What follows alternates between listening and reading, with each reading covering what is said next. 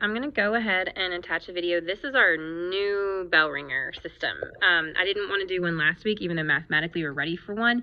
I wanted to wait until Monday to make a new video and show you guys how you're supposed to do this. So if we're looking at the bell ringers, they give us 2 sections, and this is all so easy that you will be able to do this no problem. Marcia won the essay contest at her school. So each day there will be a sentence like this one. Usually they're pretty short, and there are certain words that are underlined and given letters. So what they tell you to do is get a slash between the complete subject and predicate. So in each sentence you're going to ask yourself who is doing something and what are they doing. So in this case, for instance, Marcia is who is doing something, and what is she doing? She's winning the essay, or she won the essay in past tense.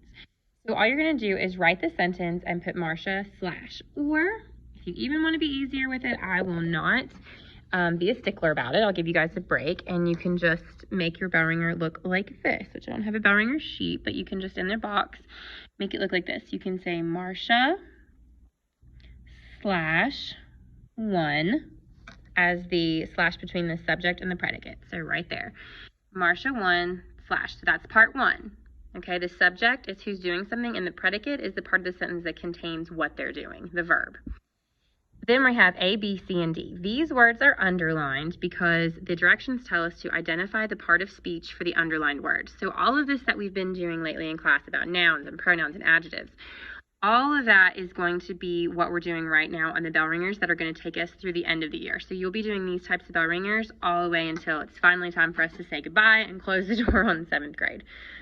Right? Okay. So you can say A. The word for A is Marcia. Marcia, we know, is a noun. We know that.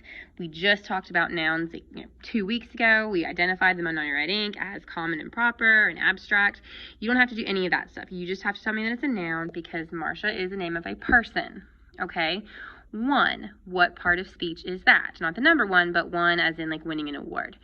That would be the verb. So B is verb.